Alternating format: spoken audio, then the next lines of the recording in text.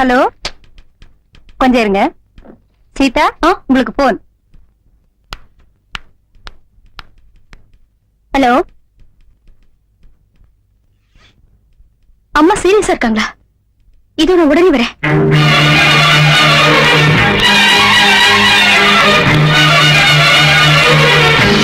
அம்மா,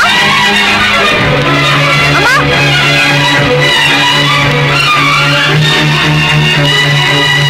அம்மா,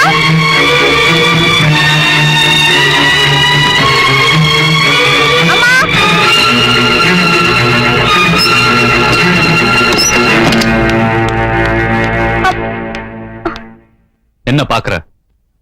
நான் தான் உங்க அம்மாக்கு உடம்பு சரியில்லைன்னு போய் சொல்லி உன்னை இங்க வர வைச்சேன். ஏய், பயப்படாத. நான் உன்னை கெடுக்க நினைக்கல. நான் உனக்கு வாழ்க்கை கொடுக்கிறேன். சீதா, இவ்வளவு நாள் நான் சோம்பேறியாவே இருந்துட்டேன். இப்ப திடீர்னு சுறுசுறுப்பான எப்படி முடியும் சொல்லு? இருந்த வேலையும் போயிடுச்சு. இப்ப வீட்டோட மாப்பிள்ள வேற ஆயிட்டேன். உன் புருஷன் உன்னை விட்டு போகும்போது உனக்கு ஒரு வேலையை வாங்கி கொடுத்துட்டு போயிட்டான். ஆனா நீ எங்கேயோ உட்காந்துட்டு யாருக்கோ சம்பாதிச்சு போட்டு ஒரு மூலையில அழுதுட்டு இருக்க. வெக்கத்தை விட்டு மானத்தை விட்டு உன்கிட்ட நான் காசு கேட்கலாம், நீயே தருவ. ஒரு நாளோ 2 நாளோ. ஆனா எனக்கு ஆயுசு பூரா பணம் தேவை சீதா. அதுக்கு நான் அக்கா புருஷனா இருந்தா மட்டும் போதாது, உன் புருஷனாவும் இருக்கணும். அதனாலதான் ஒரு நல்ல முகூர்த்த நாளா பார்த்து வீட்டுல யாரும் இல்லாத போது ஒரு பொய்ய சொல்லி உன்னை வர வைச்சேன். சீதா, முகூர்த்த நேரம் முடியறதுக்குள்ள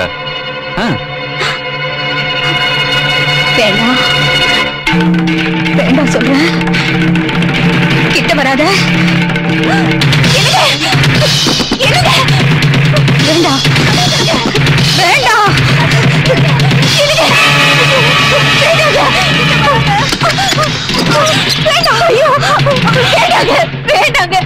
அவளே புருஷனை பறி கொடுத்து ரொம்ப நோட்டு போய் வந்திருக்கா. வேண்டாங்க. புருஷங்காரன் போயிட்டாங்கிறதுக்காக சாப்பிடறத விட்டாளா இல்ல தூங்குறத விட்டாளா? சோகப்பட்ட மனசுக்கு சுகம் வேணுண்டு. அது மட்டும் இல்ல, உனக்கு குழந்தை பாக்கியம் இல்ல, எனக்கு ஊர்ல கையால் ஆகாதவன் பேரு. நான் அவளை ஆம்பளை நிரூபிக்க வேணாம். சொல்றது கேளுங்க. நீ என்ன சொல்றது கேட்கறது போக்கத்தவல. ஊர் உலகத்துல ஒரு ஆம்பளை 2 கல்யாணம் பண்ணிக்கிறது, அதுவும் அக்கா தங்கச்சி கல்யாணம் பண்ணிக்கிறது புதுசு இல்லடி. அப்பதான் சக்கலத்தி சண்டை வராது, புரியுதா? ஏய், அடிச்சு வெட்டி நொறுக்கி போட்டுருவோம். என்ன மாதிரி சோம்பேறிங்க 2வது கல்யாணம் பண்ணிக்கிறதே இவங்க மாதிரி சம்பாயத்துல சுகமா வாழ்த்துக்கு தாண்டி, புரியுதா? போது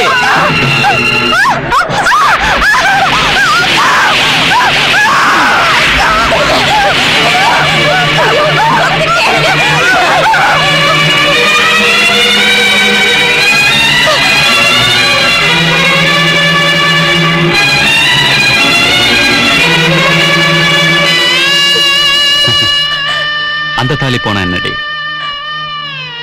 நான் உன் கழுத்துல கட்டின தாலி இருக்கு.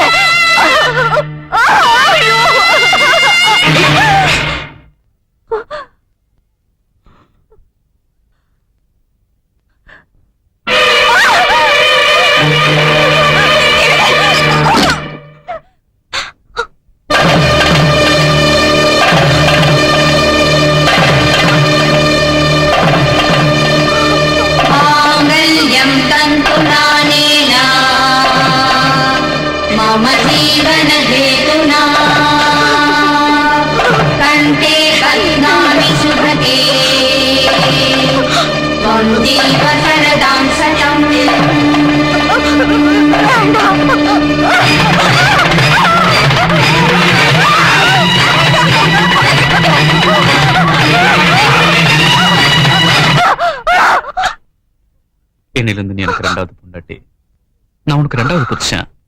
ஓகே?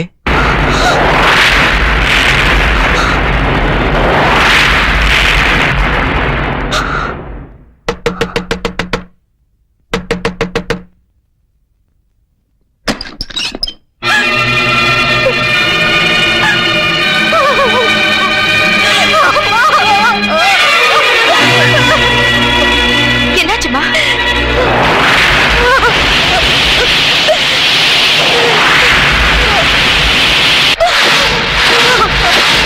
கல்யாணம் பண்ண அழக்கூடாதுமா. வாங்க அங்கிள். இங்க என்ன நடக்குதுன்னு ஒண்ணும் புரியல உங்களுக்கு? ஒண்ணும் இல்ல, ஒரு பைசா கூட உங்களுக்கு செலவு வைக்காம உங்க பொண்ணு கல்யாணம் நடந்து முடிஞ்சிருச்சு. உங்க மாப்பிள்ள நானே மறுபடியும் உங்களுக்கு மாப்பிள்ளை ஆயிட்டேன். என்னப்பா ஒண்ணுமே பேசாம நிக்கிறீங்க? வாழ்க்கையில சோதனை வரலாமா? ஆனா வாழ்க்கைய சோதனை ஆயிடுச்சுன்னா என்ன பேச முடியும்? இத்தனை நாள் வேலை இருந்தது, கொஞ்சமாவது தைரியம் இருந்துச்சு. இன்னைக்கு நான் ரிட்டையர்ட் ஆயிட்டேன். அந்த தைரியம் என்ன விட்டு போயிடுச்சுமா? அப்பா இப்படி பேச உங்களுக்கு வெக்கமா இல்ல? சரிப்பா, எதிர்த்து பேச தைரியம் இல்ல. தீர்க்க சுமங்கலியா இருன்னு ஆசீர்வாதம் பண்ணுங்க.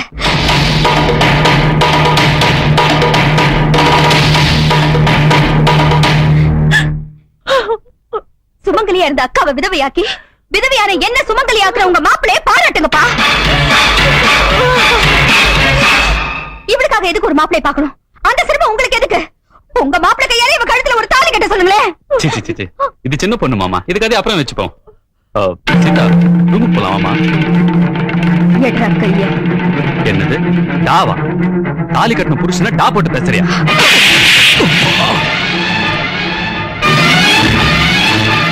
தாலினா என்னன்னு தெரியுமாடா உனக்கு? மனசாட்சி இல்லாதவன் கட்டினதுக்கு பேரு தாலி இல்ல, வெறும் கயிறு. அப்போ கயிறு நினைச்சு அறுத்துட்டியா? ஒரு நல்லவன் கட்டின தாலியையே அறுத்துட்டாங்க. உன்ன மாதிரி அயோக்கியம் கட்டின தாலியை அறுக்கிறது ஒண்ணு பெரிய விஷயம் இல்லடா.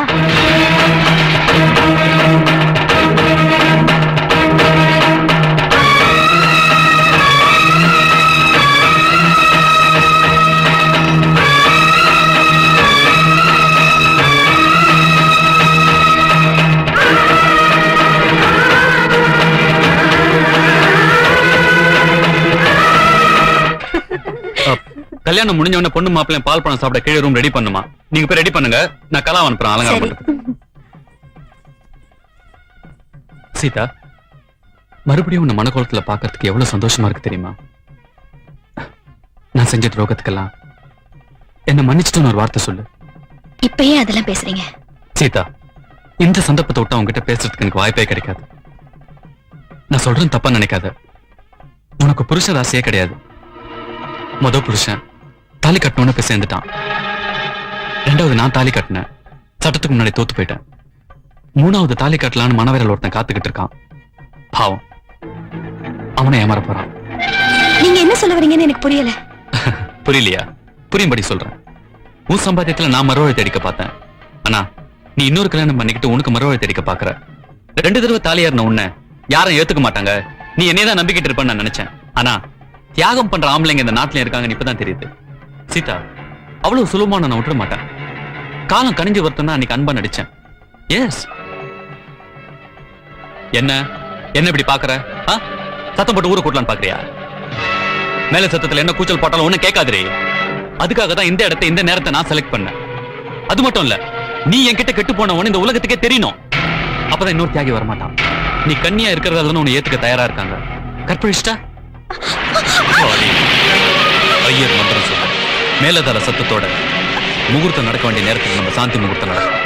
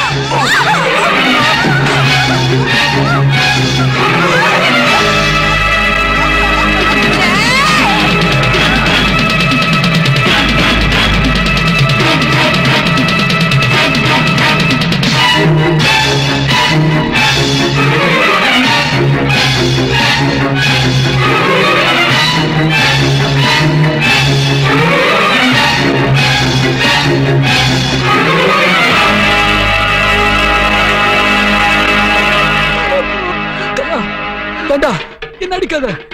நான் உன் புருஷன்டி. உன்ன மாதிரி துரோகிங்க புருஷனா இருந்தா என்ன புள்ளையா இருந்தா என்ன விடக்கூடாதுடா, விடக்கூடாது.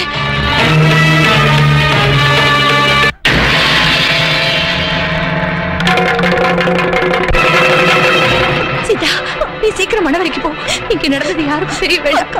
நான் சொல்றேன்ல, சீக்கிரம் போ. நீ என்ன பாம்பு அடிக்கல? அவசரப்படாதயா, வெடிக்கும். யோ, தாலி கட்டும் போது வெடிக்கணும். வெடிக்கும். நெத்தியில குட்டிண்டு மந்திரத்தை சொல்லுங்க. வெடிச்சிருங்கள. ஒரு நிமிஷம் இருங்க.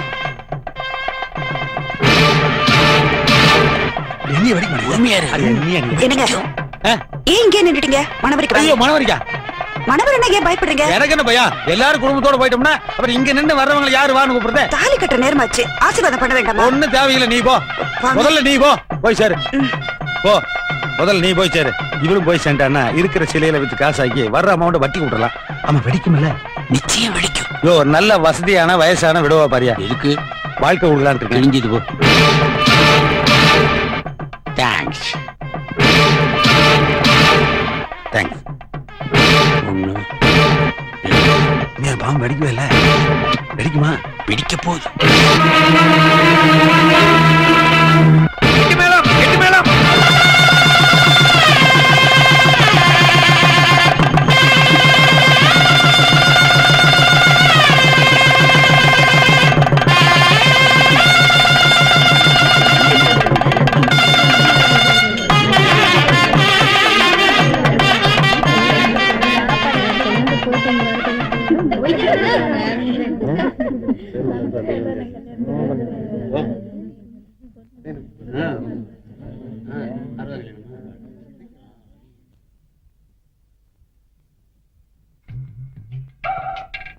சிவகாசியில் வெடிக்காத ஊம பட்டாசு கொண்டு வந்து நம்ம தலையில் கட்டிட்டானே பரதேசி நாய்.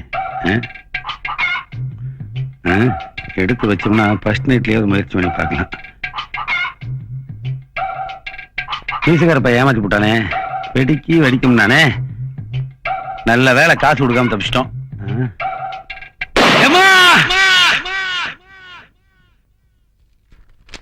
சாரி மேடம், உங்க புருஷனுக்கு முதுகுல பலமா அடிபட்டதுனால முதுகெலும்பு ரொம்ப பாதிக்கப்பட்டிருக்கு. சொல்றதுக்கே வருத்தமா இருக்கு. இனிமே உங்க புருஷனால இல்லற வாழ்க்கையில ஈடுபட முடியாது. இது வருத்தமான விஷயம் இல்ல டாக்டர், ரொம்ப சந்தோஷமான விஷயம். டாக்டர், இருந்த ஒரே திறமை இல்லற வாழ்க்கையில ஈடுபடுறதுதான். இப்ப அதுவும் போயிடுச்சுன்றீங்களே, நியாயமா?